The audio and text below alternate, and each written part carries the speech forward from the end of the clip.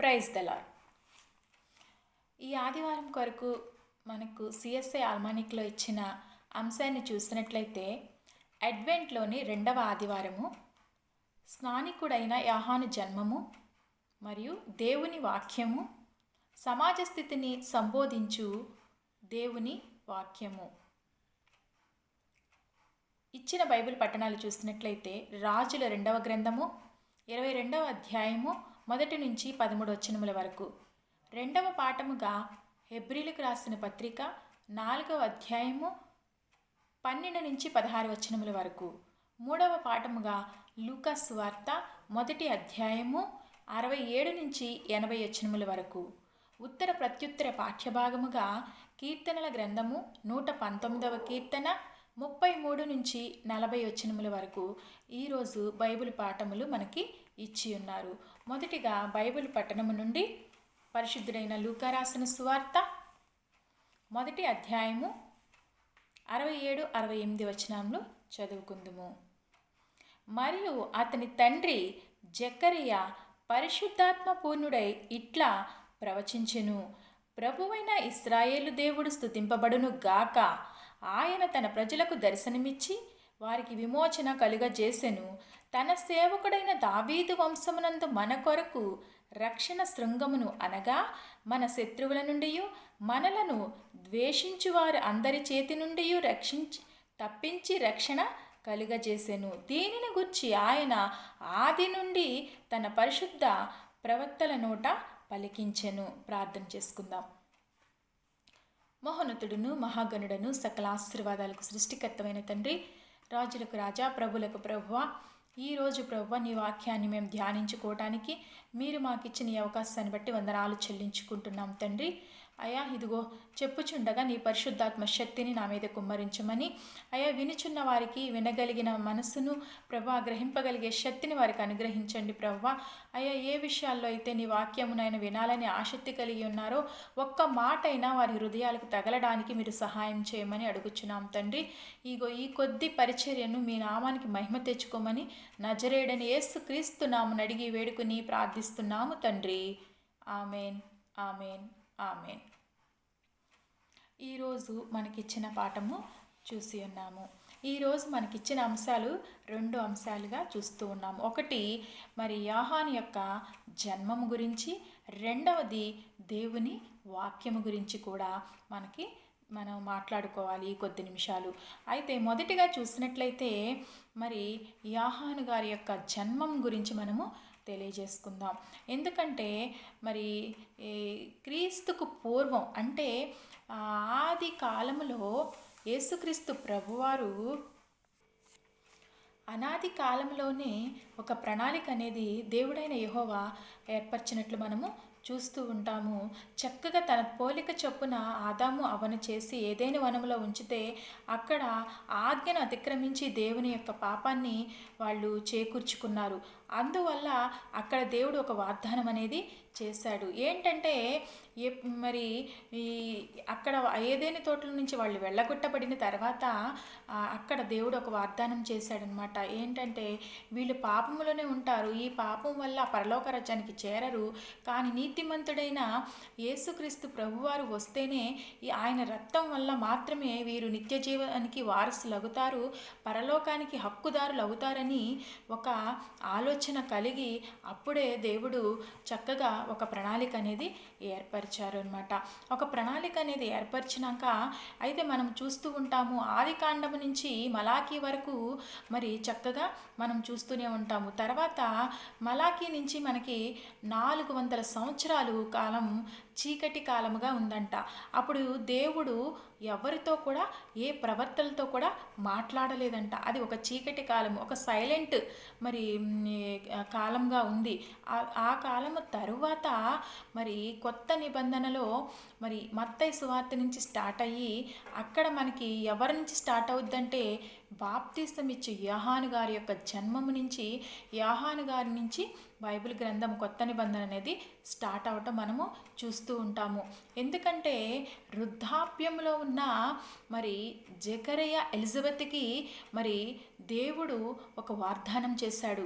ఏంటంటే మీ గర్భాన ఒక మనుషుడు పుడతాడని జకర్యాతో చెప్పినప్పుడు వాళ్ళకి భయమేసిపోతుంది జకర్యాకి. ఇది ఎలా సాధ్యము, ఇది నా వల్ల ఎలా సాధ్యమవుతుంది, నేను వృద్ధులము కదా అని అనుకున్నప్పుడు ఆ దేవుడు నువ్వు నమ్మలేదు కాబట్టి నీ నోరు మూసివేయబడుద్ది అన్నప్పుడు మళ్ళీ యోహాను గారికి పేరు పెట్టే సమయానికి అతని నోరు సడలి మళ్ళీ మాట వచ్చినట్లు చూస్తాము. ఆ తర్వాత యోహాను గారి యొక్క జన్మం అయిన తర్వాత, మరి ఈ యోహాను గారు జన్మించిన తర్వాత అసలు ఆయన జన్మకు కారణం ఏమిటి అంటే యేసుక్రీస్తు ప్రభువారి రాక గురించి దేవుడే పరలోకము నుండి యోహాను గారిని పంపించారంట.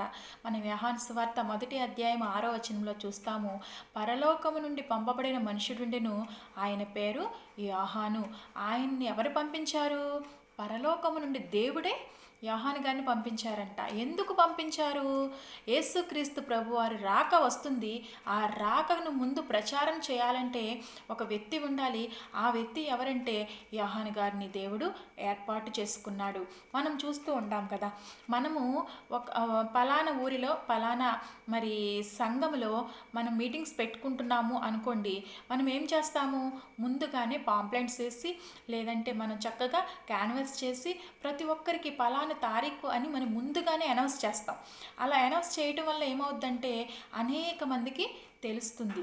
అనేక మంది కూడా ఏం చేస్తారంటే దానిని ఇంకా ఎక్కువగా ఇంకా ఇతరులకు తెలియజేస్తూ ఉండి ఆ రోజు ఆ కార్యక్రమం అనేది జయప్రదంగా జరుగుతుంది. అదే విధముగా మనం చూసినట్లయితే యేసుక్రీస్తు ప్రభువారు రాకకు ముందుగా యోహాను గారు వచ్చారు. ఎందుకంటే ఇదిగో నాకంటే మరి వెనక శక్తివంతుడు ఒకడు వస్తున్నాడు, ఆయన ఎవరనుకుంటున్నారు?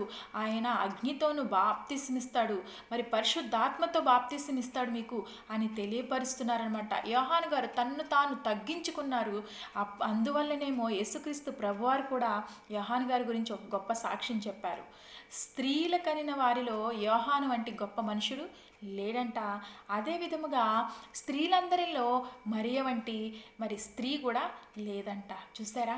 మరి యోహాను అంత గొప్పగా తగ్గించుకుని ఆయన మరి తన జన్మము చూసినట్లయితే అరణ్యంలోనే తను పెరిగాడు. పెరిగి అరణ్యంలోనే మరి తేనె తింటూ మరి అక్కడ ఉన్న మరి మిడతలను తింటూ తన వస్త్రాలకి ఒంటె రోమముల వస్త్రాలు మరి చక్కగా కట్టుకుని జంతువుల వస్త్రాలు మరి వాటిని చుట్టుకుని వాటి ద్వారా ఏమయ్యాడంటే మరి దేవుని యొక్క సువార్తను తెలియచేశాడు. అరణ్యంలోనే 30 సంవత్సరాలు ఉన్నాడు. అతను సువార్త ఏ విధంగా ప్రారంభించారో తెలుసా? మరి మత్తయి సువార్త 3వ అధ్యాయం 1వ వచనంలో ఉంటుంది కదా, మరి కాలం సంపూర్ణమైనది, మారు మనసు పొందండి, పరలోక రాజ్యం సమీపిస్తుంది అని సువార్త అనేది యోహాను గారు ప్రారంభించారు. అదే మాట యేసుక్రీస్తు ప్రభువారు కూడా మార్కు సువార్త 1వ అధ్యాయం 14వ వచనంలో చూసినట్లయితే ఆయన కూడా సువార్త ఏ విధంగా ప్రారంభించారంటే మరి పరలోక రాజ్యం సమీపిస్తుంది, కాలం సంపూర్ణమైపోతుంది కాబట్టి మీరు మారు మనసు పొందండి అని సేమ్ ఒకే మాటను యోహాను గారు చెప్పారు. అదే విధముగా యేసుక్రీస్తు ప్రభువారు కూడా అదే మాటతో తన సువార్త అనేది మరి గలిలయ ప్రాంతంలో యేసుక్రీస్తు ప్రభువారు కూడా మొట్టమొదటిగా సువార్తను ప్రారంభించినట్లు మనము చూస్తూ ఉంటాము. అయితే యోహాను గారికి మనం చూసినట్లయితే ఆయన చాలా ముక్కుసూటి మనిషి అంట. ఆయన జన్మమే ఒక మర్మము. అసలు మనం చూస్తూ ఉంటాము, యోహాను గారు జన్మము చూసినట్లయితే చాలా ఆశ్చర్యం కలిగిస్తుంది కదా. ఎందుకంటే ఆయన జన్మించిన తర్వాత ఆయన మరణము కూడా యేసుక్రీస్తు ప్రభువారి సువార్త జరిగిస్తున్న సమయంలోనే కూడా ఆయన మరి ఏ విధంగా మరణించారో మనందరికీ తెలిసిన విషయమే. ఏంటంటే అక్కడ మరి హేరోదు రాజు మరి తన హేరోదియా అని తన మరి తెచ్చుకున్నాడు. ఎలా? తన తమ్ముడి భార్య అంటే తన తమ్ముడు ఫిలిప్పు యొక్క భార్య హేరోదియాని తెచ్చుకుని తన దగ్గర పెట్టుకున్నాడు. ఇది తప్పు అని ఖండించినందుకు యోహాను మీద పగ పెట్టుకుంది హేరోదియా. అందుకు యోహానుని చంపించాలని చక్కగా ప్లాన్ వేసి తన కూతురు చేత నాట్యమాడించి ఆ నాట్యం ద్వారా యోహాను యొక్క తల నడిగింది. యోహానును ఆ విధంగా వధించింది. బోధించింది. ఎందుకంటే యోహానులో మనం ఒక విషయం మనము చూసుకోవాలి. ఆయన ఏ విషయాలలో, ఏ పరిస్థితులలో ఎలాంటి ఒడిదుడుకులు కూడా చెందకోకుండా, ఎదుటి వ్యక్తి ఎంతటి వాడని చూడకోకుండా ఖండించే స్వభావం కలిగిన వాడు మరి బాప్తిసమిచ్చు యోహాను. ముక్కుసూటిగా మాట్లాడేవారు యోహాను. ఎందుకంటే మరి ఆయన సువార్త ప్రారంభించినప్పుడు అరణ్యము నుంచి చక్కగా వస్తున్నప్పుడు అక్కడ పరిసయ్యులు, శాస్త్రులు అందరూ కూడా బాప్తిసము తీసుకోవడానికి వచ్చినప్పుడు మరి సర్ప సంతానమా, రాబో ఉగ్రత నుండి మీకు మరి తప్పించుకోవడానికి బుద్ధి చెప్పిన వాడు ఎవడు అని చక్కగా అడుగుతుంటే అసలు వాళ్ళని చూడండి, శాస్త్రుల్ని, పరిసయ్యుల్ని, సద్దుకయ్యలని ఏమని అడుగుతున్నారు తెలుసా? ఏమని పిలుస్తున్నారో తెలుసా? సర్ప సంతానమా అని పిలుస్తున్నారు. అసలు ఎవరు ఊరుకుంటారండి? సర్ప సంతానం అంటే ఊరుకుంటారా? అసలు నిజంగా చూసినట్లయితే మరి యోహాను ఇక ముక్కు సూటిగా మాట్లాడే మనిషిగా ఉన్నాడు. అందుకే అక్కడ వాళ్ళందరూ కూడా ఆయన మీద పగబూనారంట. మరి ఆ విధంగా చూసినట్లయితే యోహాను యొక్క జన్మము యేసుక్రీస్తు రాకకు మరి మార్గాన్ని సిద్ధపరచడానికే మరి యోహాను గారు ముందుగా యేసుక్రీస్తు ప్రభువారికి ముందుగా 6 మాసాలు ముందుగా వచ్చినట్లు మనము చూస్తూ ఉంటాము. అందుకనే యెషయా యొక్క ప్రవచనము ఆయన మార్గములు సరళము చేయడని చక్కగా యెషయా యొక్క ప్రవచనం అనేది కూడా నెరవేరింది. నిజమే, ప్రవచనాలు చెప్పే ప్రతి ఒక్క ప్రవచనము ప్రవక్తలు చెప్పారు. ఇర్మియా చెప్పారు, యెషయా చెప్పారు, మలాకీ చెప్పారు. మరి ఈ ప్రవక్తలు, జకరియా ప్రవక్త చెప్పారు. ఈ ప్రవక్తలు చెప్పిన ప్రతి ఒక్క మాట కూడా నెరవేరుస్తూనే వచ్చారనమాట. యోహాను గారు ఆ విధముగా క్రీస్తు ప్రభు యొక్క రాక కోసం కారకుడు అయినట్లు మనము చూస్తూ ఉంటాము. ఆయన జన్మమే ఒక మర్మము. ఇది చాలా ఆశ్చర్యము. అందుకనే మరి యేసుక్రీస్తు ప్రభువారు పుట్టక ముందు మనం అందరము కూడా మరి యోహాను గారి యొక్క జన్మాన్ని గుర్తు చేసుకోవడం ఎంతైనా మనకి సంతోషమే. ఎందుకంటే మరి సంఘములో యోహాను గారిలాగా ఎవరైనా వాక్యము చెప్పగలుగుతున్నారా? ఒకసారి ఆలోచించండి. మరి దైవజనులుగా నీవు ఉన్నావు, మరి సంఘ కాపరిగా నీవు ఉన్నావు, మరి యాజకుడిగా నీవు ఉన్నావు, మరి ఉపదేశకుడిగా నీవు ఉన్నావు. మరి నీవు సంఘము దేవుడు నీకు అప్పగించాడు. నీకిచ్చిన సంఘాన్ని నీవు చక్కగా లాలనతిస్తూ, బుద్ధగిస్తూ, చక్కగా మరి వారి మార్గం తప్పిపోతున్నా సరే వారిని సరిచేయలేకోకుండా ఉంటున్నావా? అది నీకు మంచిది కాదు. ఎందుకంటే యోహాను ఎలా చెప్పాడు? మరి ఆయన సువార్త ఎలా విధంగా చేశాడు? ఖండించాడు, బుద్ధి చెప్పాడు. ఆ విధంగా సువార్త చేశాడు. సమాజము ఏ విధంగా వెళ్ళిపోతుందో యోహాను చూసి ఆ సమాజాన్ని ఉన్న జనులందరితో మాట్లాడాడు. ఏమని చెప్పాడంటే, మీరు మారు మనసు పొందండి, మరి బాప్తిసం తీసుకోండి అని చక్కగా తెలియచేశాడు. ఎందుకంటే మనం ఈ రోజుల్లో మరి వాక్యము చెబుతున్న ప్రతి ఒక్కరు కూడా సంఘాన్ని మరి సరైన మార్గములో పెట్టేవారిలా ఉన్నామా లేదా ఒకసారి జ్ఞాపకం చేసుకోవాలి. దేవుడు నీకిచ్చిన పనిని నీవు ఏ విధంగా నువ్వు చేస్తున్నావు? నీవు ఇంకా ఆశీర్వాదాలని చెబుతూ, వాళ్ళకి దీవెనలు చెప్తూ, వాగ్దానాలు చెప్తూ వారు చక్కగా ఆ మాటలే వాళ్ళు నేర్చుకుంటున్నారే కానీ దేవునిలో మరి అందుకని వాక్యము రెండంచుల కగ్గమందంట. ఒక మంచి చక్కగా ఉన్న ఇంకో వంచు వైపు నీ వైపు చూపిస్తుంది. దైవజనుడా, నువ్వు చెప్తున్నావు, నీ బిడ్డలని నువ్వు సరిగ్గా వారికి అర్థమయ్యే రీతిలో అవుతున్నాయా లేవా? వారు పక్క దావకపోతున్నారేమో ఒకసారి ఆలోచన చేసుకో. మరి యోహాను చెప్పాడు, సమాజంలో చక్కగా అందరికీ బోధించేశాడు. ఏమని? మీరు మారు మనసు పొందండి, మారు మనసు పొందండి అని చక్కగా తెలియచేశాడు. మరి చెబుతూ గద్దించాడు. ఎవరినైనా సరే ఆయన మరి ఎంతటి వారినైనా సరే ఆయన మాటలు గద్దిస్తూ దేవుని వాక్యాన్ని బోధించాడు. మరి ఆ విధంగా ఉన్నావా?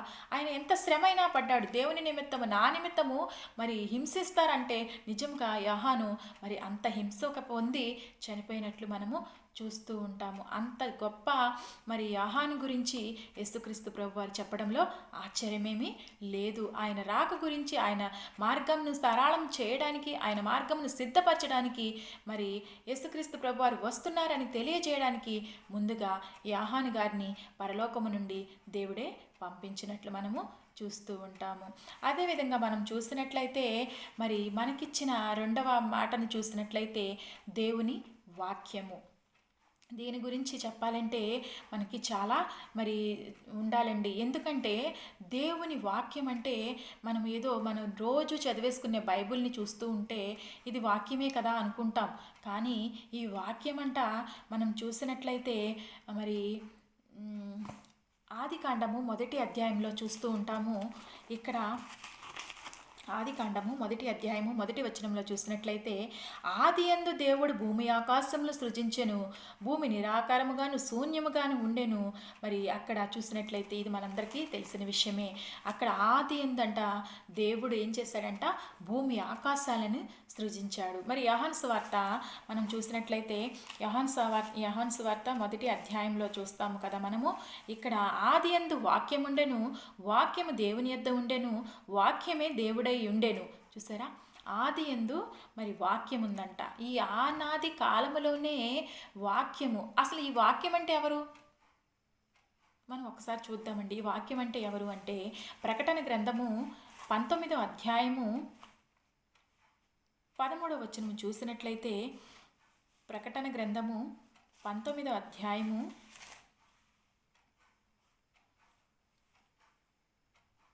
13వ వచనం అండి. ఇక్కడ చూడండి, రెండవ పాఠ్యము చూసినట్లయితే, రక్తములో ముంచబడిన వస్త్రము ఆయన ధరించుకుని ఉండెను, మరియు దేవుని వాక్యమను నామము ఆయనకు పెట్టబడి ఉన్నది. దేవుని వాక్యం అనే నామము ఆయనకు పెట్టబడి ఉన్నదంట. దేవుని వాక్యం అంటే ఎవరు? మరి చెప్పారు కదా, మనం చదువుకున్నాం కదా యోహాను సువార్త మొదటి అధ్యాయంలో, ఆది యందు మరి ఏముందంట, వాక్యం ఉందంట. ఆది యందే మరి ఆ వాక్యం ఏమైందంటే మరి శరీరధారి అయ్యింది. శరీరధారి అయ్యి మన మధ్య నివసించుచున్నది. అందుకనే మనం చూస్తాము, మరియా మరి మాట వలన, పరిశుద్ధాత్మ వలన, వాక్కు వలన మరి గర్భవతి అయ్యింది. ఆ గర్భమే మరి శరీర రూపము దాల్చి కృపాసత్య సంపూర్ణంగా మన మధ్య నివసిస్తుంది.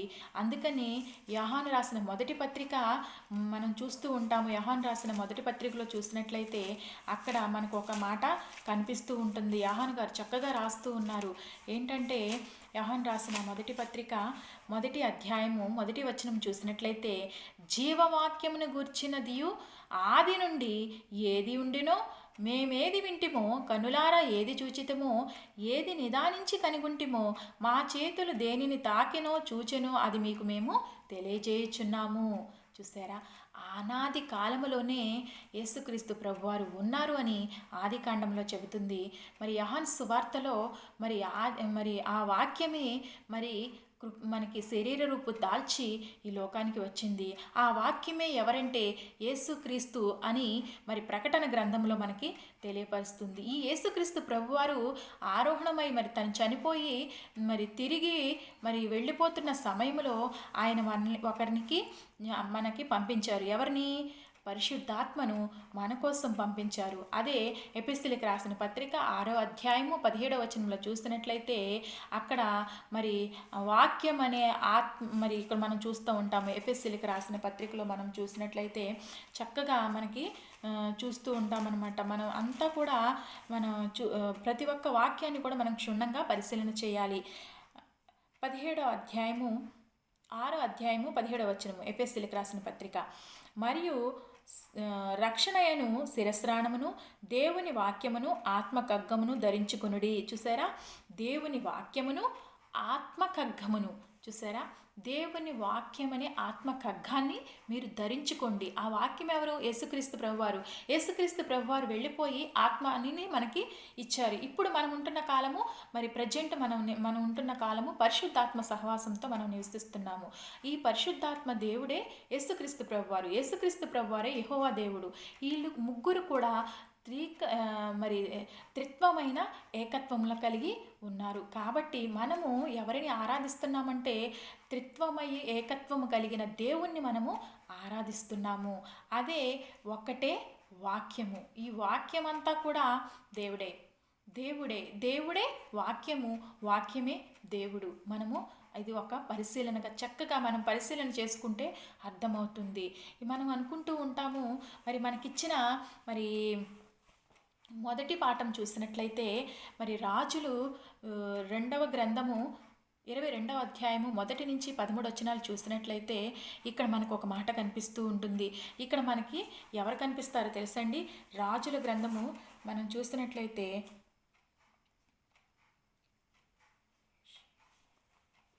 యోషియా కనిపిస్తూ ఉన్నాడు. ఈయన 8 సంవత్సరముల వయసు కలిగినప్పుడే మరి రాజు అయినట్లు మనం చూస్తూ ఉంటాం. నేను త్వరగా చెప్పాలనుకుంటున్నానండి, ఎందుకంటే ఈయన యోషియా మరి ఈయనకి 8 సంవత్సరాల వయసు, అంటే అతి చిన్న వయసులోనే రాజైన వ్యక్తి ఎవరైనా ఉన్నారు అంటే ఈ యోషియా. ఈయన తన తండ్రి మరి ఈ ఆమోను చనిపోయినప్పుడు ఆయన రాజు, ఆయన తండ్రి ఆమోను చనిపోయిన తర్వాత మరి అతని మరణానంతరము ఇతను రాజుగా ఆ యోధా దేశంలో ఎన్నుకున్నారు. ఈ యోషియా మరి 8 ఏళ్ల వయసులో రాజు అయితే తన తల్లి చక్కగా పెంచింది. చక్కగా దావీదు అడుగుజాడల్లో పెంచి చక్కగా తన వయసు చిన్న బాల్యప్రాయంలోనే అయ్యాడు కదండి, చక్కగా దేవుని గురించి చక్కగా పెంచి దేవుని మాటలు తెలియచేస్తూ మరి తల్లి పెంచింది.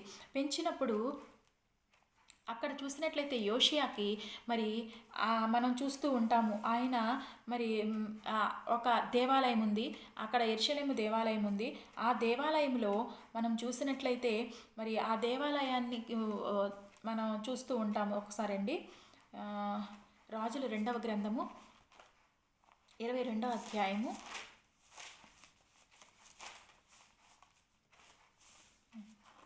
ఇక్కడ చూసినట్లయితే ఆయన చక్కగా రాస్తారండి. తన తల్లి పేరు కూడా ఇక్కడ మనకి ప్రస్తావించినట్లు మనము చూస్తూ ఉంటాము. తన తండ్రి పేరు, తన తల్లి పేరు కూడా మరి చక్కగా ప్రస్తావించారు. అయితే ఇక్కడ మనం చూస్తూ ఉంటాము, ఈయన రాజు అయిన తర్వాత ఆయన 18వ సంవత్సరం అందంట ఈయనకి చక్కగా ఏమైందంటే మరి దేవాలయంలోకి వెళ్తారు. ఆ దేవాలయం గురించి యోషియా ఒక మాట చెప్తాడనమాట. అక్కడ ప్రధాన యాజకుడిగా ఉన్న హిల్కియా ఉంటాడు. ఆయన ఏం చేస్తాడంటే, నువ్వు మందిరాని కోసం అనేక మంది ప్రజలు నీకు కానుకలు ఇస్తున్నారు కదా, ఆ కానుకలు మందిరంకి ఎవరైతే పనిచేస్తున్నారో వాళ్ళకి కూలిగా ఇవ్వు.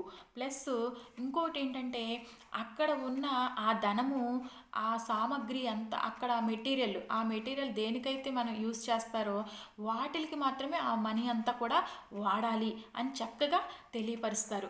తెలియపరిచినప్పుడు అక్కడ హిల్కియా కూడా చక్కగా ఏం చేస్తాడంటే, ఆ ప్రధాన యాజకుడిగా ఉన్న హిల్కియా కూడా ఆ విధంగానే వాడతాడు. అలా వాడుతున్న సమయంలో ఆ మందిరంలో మరి ఒకటి ఈయనకి కనిపించింది.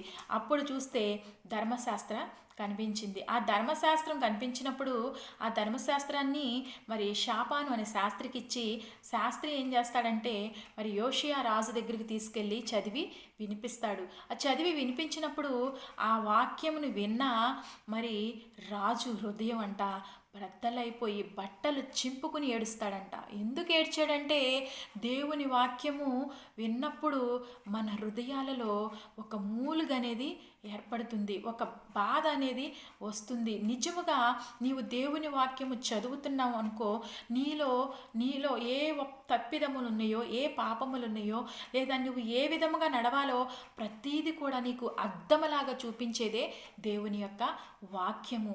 అదే ధర్మశాస్త్ర గ్రంథము మరి పాత నిబంధన గ్రంథములో దేవుడైన యెహోవా మరి మోషేకి సీనాయి పర్వతం మీద మరి తన స్వహస్తాలతో రాసి ఇచ్చిన ఈ ధర్మశాస్త్ర గ్రంథానికి ఇశ్రాయేలీయుల్ని పాటించాలని ఒక కట్టడిగా, ఒక విధులుగా మరి రాసి ఇచ్చినట్లు మనము చూస్తూ ఉంటాము. అదే ద్వితీయోపదేశ కాండము 30వ అధ్యాయంలో చూస్తూ ఉంటాం మనము. 20వ వచనంలో చూస్తే మరి ఆయన వాక్యం అంట ఆయనకు మరి విని హత్తుకోవాలి, ఆయన వాక్యాన్ని జాగ్రత్తగా మీరు జరిగించాలి అని అక్కడ ఇశ్రాయేలీయుల ప్రజలకు చక్కగా మరి మోషే గారు తెలియజేస్తున్నట్లు మనము చూస్తూ ఉంటాము. అందుకనే వాక్యం అనేది ఏ విధంగా ఉందంటే, ధర్మశాస్త్ర గ్రంథాలు పాత నిబంధన గ్రంథములో ఆదికాండము, నిర్గమాకాండము, లేవీకాండము, సంఖ్యాకాండము, ద్వితీయోపదేశకాండము, ఈ 5 గ్రంథాలను, ఈ 5 కాండాలు కూడా ధర్మశాస్త్ర గ్రంథాలు అంటారు. ఈ ధర్మశాస్త్ర గ్రంథాలను మరి దేవుడు మోషేకి ఇచ్చినప్పుడు ఇశ్రాయేలీయుల కోసము ఆ రోజు అనుగ్రహించారనమాట. అయితే వాటి ప్రకారము యేసుక్రీస్తు ప్రభువారు కూడా ఏం చెప్పారంటే, ధర్మశాస్త్రాన్ని నేను అనుసరించటానికే నేను దానిని కొట్టివేయడానికి నేను రాలేదు, దాన్ని నెరవేర్చడానికే వచ్చానని రోమాపత్రికలో మనము చూస్తాము. అది పాపం అనొద్దు, అట్లా అనరాదు, అది ధర్మశాస్త్రము, పాపము కాదు, దానిని నేను నెరవేర్చడానికి వచ్చాను, దాన్ని కొట్టివేయడానికి నేను రాలేదని యేసుక్రీస్తు ప్రభువారు కూడా అనేక సందర్భాలలో మనం చెప్పినట్లు చూస్తూ ఉంటాము. అంటే దేవుని వాక్యము మన దగ్గరికి వచ్చినప్పుడు మనము ఏ విధంగా దానిని స్వీకరిస్తున్నాము.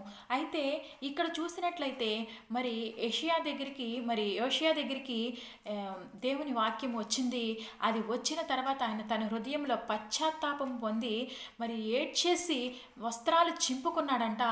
అంతగా ఇలా అవ్వడానికి కారణం ఏంటంటే యోధా ప్రజలు చెడుతనం చేసి బహుగా మరి దేవుని మాటను ధిక్కరించారు. అందువల్లే మరి ఈ ప్రదేశంలో మరి ఈ యోధా దేశంలో ఈ విధంగా యెరూషలేములో ఇలా ఈ విధంగా అయిపోయిందని మరి అక్కడ ఒక ప్రవక్త చెప్పనట్లు చూస్తాము. అప్పుడు మరి యోషియా ప్రవక్త ఏం చేస్తాడంటే అసలు ఈ విధంగా ఎందుకు జరుగుతుంది అని మరి తన దగ్గర ఉన్న ఒక 5గురిని ఒక లుద్ద అనే ప్రవక్తని దగ్గరికి పంపించినప్పుడు ఆ ప్రవక్తని ఏం చెప్పుద్దంటే ఇది యూదా ప్రజలు బహు చెడుతనం చేశారు, దానివల్ల ఈ శిక్ష అనేది వస్తుందని తెలియచేసినప్పుడు అప్పుడు యోషియా యథార్థముగా నీతిగా ఉన్నాడు కాబట్టి దేవుని దృష్టికి అతడు నీతిగా యథార్థంగా ఉన్నాడు కాబట్టి దేవుడు తనకి ఒక వాగ్దానం చేశాడు. ఇదిగో యోధా వారి మీదకి రప్పిస్తానన్నాను కదా కీడు, ఆ కీడు నీవు పరిపాలనించేంత వరకు కూడా ఈ యోధా మీదకి రావాల్సిన కీడు రానే రాదని దేవుడు మరి యోషియాకి వాగ్దానం చేసినట్లు చూస్తాము. మరి ఎందుకు వాగ్దానం చేశాడంటే మరి దేవుని యొక్క ధర్మశాస్త్ర గ్రంథాన్ని, దేవుని వాక్యాన్ని గౌరవించాడు. దానిలో ఉన్న మరి ప్రతి ఒక్క లోటుపాటులను తెలుసుకున్నాడు. అక్కడ సమాజాన్ని ఒక కట్టడి చేశాడు, ఒక క్రమబద్ధీకరణ చేశాడు, ఒక సంస్కరణ చేశాడు. అక్కడ ఉన్న తన రాజ్యాన్ని, తన సమాజాన్ని ఏం చేశాడంటే మరి ఒక సంస్కరణ, ఒక మత సంస్కరణ అనేది తీసుకొచ్చాడు. ఎందుకంటే అక్కడ పాడైపోతున్న తన రాజ్యాన్ని వాక్యము ద్వారా, ఒక్క వ్యక్తి ద్వారా, అంటే మొదటిగా మరి ఆ వ్యక్తిగా ఉన్నాడు యోషియా. ఆయన ద్వారా మరి అక్కడ ఉన్న సమాజాన్ని కూడా ఒక క్రమబద్ధీకరణలోకి తీసుకుని వచ్చాడు. చూసారా, మరి దేవుని వాక్యం అనేది చాలా మరి బలము కలిగినది. అందుకే మనకిచ్చిన హెబ్రీయులకు రాసిన మరి పత్రిక 2వ మనం పాఠం చూస్తాము. 4వ అధ్యాయము 12 నుంచి చూసినట్లయితే అక్కడ మనకు చూస్తూ ఉంటాము దేవుని వాక్యం అంట ఎలా ఉంటుందో తెలుసా. చక్కగా రాస్తూ ఉంటారు దేవుని వాక్యము. ఎందుకనగా దేవుని వాక్యము సజీవమై బలము గలదై 2 అంచులు గల ఖడ్గము వంటి మరి వాడిగా ఉండి ప్రాణాత్మలను, కీళ్లను, మూలుగులను విభజించినంత మటుకు దూరుచు హృదయం యొక్క ఆలోచనలను, తలంపులను శోధించుచున్నది. చూసారా, దేవుని వాక్యము ఖడ్గములాగుంటుందంట. ఇటు నీ వైపు మరి తగులుతుంది, ఇటు నా వైపు కూడా తగులుతుంది. ఎందుకంటే దేవుని వాక్యం ఏంటంటే అది చాలా సజీవమైనది. అంటే మనం చూస్తూ ఉంటాము దేవుని వాక్యము సజీవమైనది అంటే ఏంటి, యుగ యుగములు దానికి మరణం అనేదే లేదు, దానికి తీసేసేదే లేదు. ఈ లోకంలో మనం వాడే మెడిసిన్సే కానీ వాటికే కానీ ఎక్స్పైరీ డేట్ ఉంటుంది, కానీ దేవుని వాక్యానికి మాత్రం ఎక్స్పైరీ డేట్ అనేది ఉండదు. ఎందుకంటే అది నిన్న నేడు నిరంతరం ఏకరీతిగా ఉంటుంది. ఆ వాక్యాన్ని సున్నా కానీ పొల్లు కానీ తీసేయడానికి వీలు లేదు. అది యుగ యుగములు కూడా ఉండే వాక్యము. అందుకని అది నిర్మలమైన వాక్యము, సజీవమైన వాక్యము. అలాంటి వాక్యాన్ని మీరు మరి ఉదక స్థానం చేత ఉండండి అని తెలియపరుస్తున్నాడు. అదే విధముగా మరి వాక్యం అనే పాలను అపేక్షించుడని తెలియపరుస్తున్నారు. మనం చూసినట్లయితే మీరు పౌలు గారు కూడా చక్కగా చెప్తూ ఉంటారు.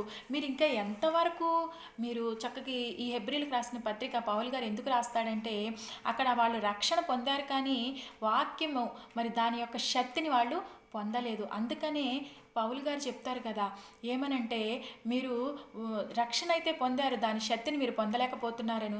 ఇంకా ఎంతవరకు మీరు పాలు తాగే వయసులోనే ఉంటారా? ఇంకా మీరు వయసు పెద్దవాళ్ళు అయిపోయారు, మీరు అన్నం తినే వయసు వచ్చింది, అయినా ఇంకా పాలు తాగుతూనే ఉంటారా? అదా మనం ఒకసారి ఆలోచించండి. ఎందుకంటే మనకి ఏజ్ వచ్చింది, ఈ ఏజ్లో ఇప్పుడు పాలు తాగుతూ రోజు ఉండగలుగుతామా? ఉండలేముగా. ఆ విధంగా చూసినట్లయితే మీరు వాక్యాన్ని అనుసరించకుండా, వాక్యాన్ని అవలంబించకుండా, వాక్యం ప్రకారం నడవకోకుండా ఇంకెన్నాళ్ళు ఉంటారు అని చక్కగా మీరు రక్షణ పొందిన వారు ఇంకా ఎదగాలి కదా అని హెబ్రీల్ సంఘానికి పౌలు గారు రాస్తున్నారనమాట. అదేవిధంగా చూసినట్లయితే మరి అలా దేవుని వాక్యము మన మధ్యకు వచ్చినప్పుడు మనము స్వీకరించే వ్యక్తుల్లాగా ఉన్నామా? హెజ్రా నెహెమ్యాని చూస్తూ ఉంటాము. వాళ్ళు కూడా ఎరుకో గోడలు మరి అక్కడ మరి యెరూషలేములో మరి అక్కడ మరి ఆ పునాదులు పాడైపోయినప్పుడు అక్కడ ఏమైందంటే ఆ గోడలను మరలా కట్టడానికి అక్కడ మరి దేవుని వాక్యము వచ్చినట్లు కూడా మనము చూస్తూ ఉంటాము. అదేవిధంగా హెజ్రా గ్రంథంలో మనం చూస్తూ ఉంటాము. దేవుని వాక్యం చదువుచుండగా మరి అక్కడ కూడా మనం ఏమవుద్దంటే అందరు కూడా లెగిచి నిలబడి ఆయన యొక్క కట్టడలు విధులు కూడా అక్కడ కూడా హెజ్రా నెహెమ్యా గారు తెలియజేసినట్లు మనము చూస్తాము. ఎందుకంటే ధర్మశాస్త్రం గురించి ఎంతగానో పాత నిబంధనలో మరి ఆ విధంగా జీవించారు. మరి ఈ రోజుల్లో మరి మనము దేవుని వాక్యము ఎలా ఉంటుందంటే మరి చక్కగా మనకి శాస్త్రచికిత్స చేస్తుందంట. మన అంతరంగాన్ని శుద్ధి చేస్తుంది. మరి సర్వ శరీరానికి మన అంతరంగాన్ని శుద్ధి కలిగించి మరి చక్కగా దేవుని వాక్యము మనకు ఒక ఔషధంలాగా పనిచేస్తుందంట. అందుకనే మనకిచ్చిన ఉత్తర ప్రత్యుత్తర పాఠ్యభాగంలో చూస్తూ ఉంటాము. 119వ కీర్తన మొత్తం కూడా చూసినట్లయితే మనకి సమయం లేదు కానీ, ఎందుకంటే దానిలో మొత్తము కూడా నీ వాక్యములో నా హృదయంలో నీ వాక్యాన్ని నేను పెట్టుకుని ఉన్నాను అని చక్కగా దావీదు భక్తుడు తెలియజేస్తున్నట్లు మనము చూస్తూ ఉంటాము. ఎందుకంటే ఆ 119వ కీర్తన మొత్తం కూడా ధర్మశాస్త్రం గురించి చక్కగా రాస్తూ ఉంటుంది. మరి చక్కగా 119వ కీర్తన 105వ వచనంలో చూసినట్లయితే నీ వాక్యము నా పాదములకు దీపమును నా త్రోవనకు వెలుగై ఉన్నదని తెలియపరుస్తుంది. నీ వాక్యమే నన్ను బ్రతికించుచున్నది, అదే నాకు నెమ్మది, మరి నా బాధలలో నెమ్మది కలిగించుచున్నదంట. నెమ్మది కలిగించుచున్నది అంటే కలిగించేసింది కాదు, కలిగిస్తుంది. మళ్ళీ బాధ వచ్చినప్పుడు మళ్ళీ నెమ్మది వస్తుంది. అదేవిధంగా మరి మనం చూస్తాము, వేల కొలది వెండి బంగార నాణ్యముల కంటే నీవిచ్చిన ధర్మశాస్త్రము మేలు అని దావీదు భక్తుడు మరి 72వ వచనములో కూడా చూస్తూ ఉంటాము. అదేవిధంగా ధర్మశాస్త్రం గురించి మరి ఆలోచించినప్పుడు అర్ధరాత్రి వేళ కూడా నేను మేల్కుంటున్నాను, నీ వాక్యాన్ని నేను ధ్యానిస్తున్నాను అని దావీదు భక్తుడు తెలియపరుస్తున్నాడు. నేను హృదయంలో పాపము చేయకుండానట్లు నీ వాక్యాన్ని పెట్టుకున్నానని తెలియపరుస్తున్నాడు. అదే సామెతల గ్రంథంలో చూస్తాము, మరి నీ వాక్యము మీదే నేను ప్రతిదీ ఆశ పెట్టుకుని జీవిస్తున్నాను, నీ వాక్యములోనే మేము బ్రతుకుతున్నాము అని మనం ఎలా బ్రతకాలో సమాజంలో సామెతల గ్రంథం చదువుతూ ఉంటే మనకి అర్థమవుతూ ఉంటుంది. అంటే వాక్యాన్ని మనము ఏ విధంగా అంగీకరిస్తున్నాము, వాక్యాన్ని ఏ విధంగా మనము చూస్తున్నాము, ఒకసారి మనమే పరిశీలన చేసుకుంటూ మరి దేవుని వాక్యము మన దగ్గరికి వచ్చినప్పుడు దాన్ని స్వీకరించే వ్యక్తుల్లాగున్నామా? అది శక్తి కలిగినది, బలమైనది. మరి ఎటువంటి నీకు బాధ కలిగినప్పటికీ కూడా నీ దగ్గర మరి అది శక్తినిచ్చేదిగా ఉంది, బలమునిచ్చేదిగా ఉంది. అందుకే రోగులైన వారిని చూస్తూ ఉంటాం కదా, చక్కగా బైబుల్ని ఏం చేస్తారంటే తలకడ పెట్టేస్తారు బలహీనమైనప్పుడు. అది బలం గలదా కదా అని. బలమే, కరెక్టే, కానీ ఆ బలము నీకు రావాలి అంటే దాన్ని ఓపెన్ చేసి దానిలో ఉన్న మాటలు చదివినప్పుడు మాత్రమే నీకు బలం వస్తుంది. కానీ నువ్వు పక్కన పెట్టేస్తే బలం అనేది రాదు. మోషేకి మరి ధర్మశాస్త్రం ఇచ్చినప్పుడు దానిలో ఉన్న ఆజ్ఞలు పాటించినప్పుడే కదా వారికి విలువలోని మార్గాలు తెలిసేది. ఏదో మరి ఆజ్ఞలు ఇచ్చేశారు కదా అని దాన్ని పక్కన పెట్టేస్తే దానిలో ఉన్నది మరి వారికి తెలియదు. అదేవిధంగా యేసుక్రీస్తు ప్రభువారు వాక్యముగా ఈరోజు నీ దగ్గరికి, నా దగ్గరికి శరీరధారిగా వచ్చి నన్ను నమ్మండి, నన్ను అంగీకరించండి, పరలోక రాజ్యం వస్తుంది అని తెలియపరుస్తున్నా సరే నీవు ఏ స్థితిలో ఉంటున్నావు ఒకసారి జ్ఞాపకం చేసుకో. ఆయన వాక్యం నీ దగ్గరికి వచ్చినా నువ్వు త్రోసిపుచ్చేదానిలా ఉంటున్నావా, త్రోసిపుచ్చేవాడిలాగా ఉంటున్నావా? మరి నీవు ఆ వాక్యాన్ని నువ్వు స్వీకరించుకోకుండా మరి ఏదో విన్నానులే అని వదిలేస్తున్నావా? అనేక మంది దేవాలయంలోకి వెళుతున్నారే కానీ దేవుని మాటలు వింటున్నారే కానీ అక్కడే వదిలేసి వస్తున్నారు. అందుకనే పరలోక రాజ్యము మంచి విత్తనములు పోలిన విత్తనాన్ని పోలి ఉందని చక్కగా యేసుక్రీస్తు ప్రభువారు తెలియపరుస్తున్నారు. నువ్వు దేవాలయంలోకి వెళుతున్నప్పుడు ఆ వాక్యాన్ని స్వీకరించేవారిలాగున్నావా, నూరంతలుగా ఫలించేదానిలాగున్నావా? ఒక్కసారి నీవే పరిశీలన చేసుకోవాలి. ఎందుకంటే ఆ వాక్యము మన దగ్గరికి వచ్చింది. ఇప్పుడు మళ్ళీ మరి చక్కగా వచ్చిన వాక్యము యేసుక్రీస్తు ప్రభువారు జన్మను చక్కగా జరుపుకుంటున్నాము, వచ్చారని, మళ్ళీ రాబోతున్నారు. మరి ఏ విధంగా ఉంటున్నావు? ఆ వాక్యాన్ని అంగీకరించిన వారే దేవుని దగ్గరికి పరలోక రాజ్యానికి వెళతారండి. అంగీకరించలేదో నిత్య నరకనానికి వెళ్ళటం ఖాయం. కాబట్టి ఇంకా నువ్వు అంత్యకాలంలో ఉండి కూడా వాక్యాన్ని నువ్వు దగ్గరికి చేర్చుకుని హృదయంలోకి చేర్చుకోకపోతే వ్యర్థమే, ప్రయోజనమేమీ లేదు. కాబట్టి నీ హృదయంలోకి నీ వాక్యాన్ని నువ్వు ఎప్పుడైతే చేర్చుకుంటావో అప్పుడే నీకు ప్రయోజనం కలుగుద్ది. అందుకే నీ వాక్యం గురించి చాలా మాటలు రిఫరెన్స్లు అన్నీ ఉన్నాయి కానండి. మరి తెస్సలోనికి రాసిన మొదటి పత్రిక 2వ అధ్యాయము 13వ వచనములో ఉంటుంది, మనుషుల వల్ల వచ్చింది కాదంట ఈ వాక్యము, దేవుని యొద్ద నుండే వచ్చిందంట.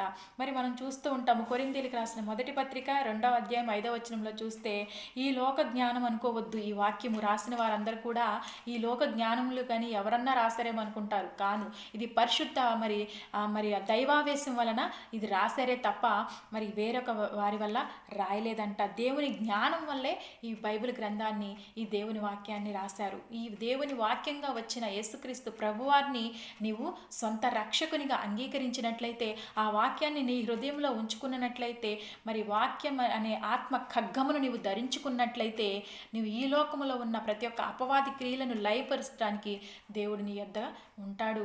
పరలోక రాజ్యానికి నిన్ను హక్కుదారులుగా చేస్తాడు.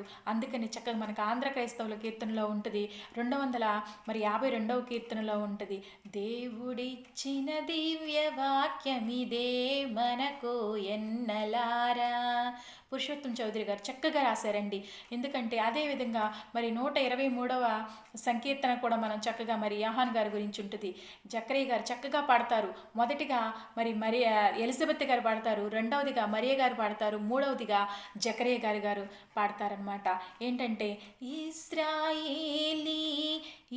దేవుండే ఎంతో స్తుతినందునుగాగా. చూసారా, ఈ విధంగా ఈ విధంగా వాళ్ళందరూ కూడా దేవుని మాటలు విని దేవుని యొక్క ప్రవచనాలన్నీ చెప్పారు. మరి ఈరోజు దేవుని వాక్యం నీ దగ్గరికి వచ్చింది. నీ హృదయంలో నీవు అంగీకరిస్తున్నావా? నీవు వచ్చిన వాక్యాన్ని త్రోసిపుస్తున్నావా? లేదా నీ హృదయంలో చేర్చుకుని యేసుక్రీస్తుని సొంత రక్షకునిగా అంగీకరించినట్లయితే ఆ నిత్య రాజ్యంలో నీవు హక్కుడుగా మరి హక్కు పొందుకోవడానికి నీవు యోగ్యురాలులాగా యోగ్యుడిగా ఉంటావు. అదొకసారి మీరు జ్ఞాపకం చేసుకోవాలని కోరుకుంటూ, మరి కొద్ది మాటలు నేను ఈ త్వరగా చెప్పడానికి కారణం, మరి సమయం అయితే లేదు కాబట్టి నేను అందుకే ఇంత త్వరగా చెప్తున్నాను. వీటిల్లో తప్పులుంటే దయతో మన్నించండి. మీరందరూ కూడా ఈ కొద్ది మాటలు అంగీకరించాల్సిందిగా నేను మీకు తెలియచేస్తున్నాను. మరి ఈ కొద్ది మాటలు నేను చెప్పాలని దేవుని పరిచర్యలో మరి నాకిచ్చిన తలంతులో నేను చెప్పాలని ఆశపడుతున్నా. ఎందుకంటే ఒక్కొక్క దైవజనుడు ఒక్కొక్క ప్రేరేపణ వల్ల మరి చెప్తూ ఉంటారు. కానీ వాక్యం ఒకటే, కానీ ఒక్కొక్కరికి పరిశుద్ధాత్మ ఏ విధంగా ప్రేరేపిస్తే ఆ విధంగా చెప్తూ ఉంటారు. ఆ విధంగా నాకు తెలిసిన కొన్ని విషయాలు మీకు నేను తెలియచెప్పాను. ఇంకా రిఫరెన్స్లో మరి వాక్యం గురించి అనేకం ఉన్నాయి, కానీ ఆ నిజమైన వెలుగు మన దగ్గరికి వచ్చింది. ఈరోజు ఆ వెలుగుని మన హృదయాల్లోకి చేర్చుకుందాము. ఆ వాక్యం అనే వెలుగును మన హృదయంలో ఉంచుకున్నట్లయితే మన జీవితాలు, మన బ్రతికించే వాక్యము, మరి చక్కగా బలమిచ్చే వాక్యము, నిత్య జీవం ఇచ్చే వాక్యము, మనల్ని జీవములోకి నడిపించే వాక్యము, సత్యములోకి నడిపించే వాక్యము, అట్టి వాక్యము మన హృదయాల్లో ఉండాలని కోరుకుంటూ, ఆ దైవ కుమారుని మన హృదయంలోకి చేర్చుకోవాలని కోరుకుంటూ ఈ కొద్ది మాటలు నేను ముగిస్తున్నాను. యేసుక్రీస్తు నామమున తెలియజేయడానికి ఎంతగానో సంతోషపడుతున్నాను. Praise the lord.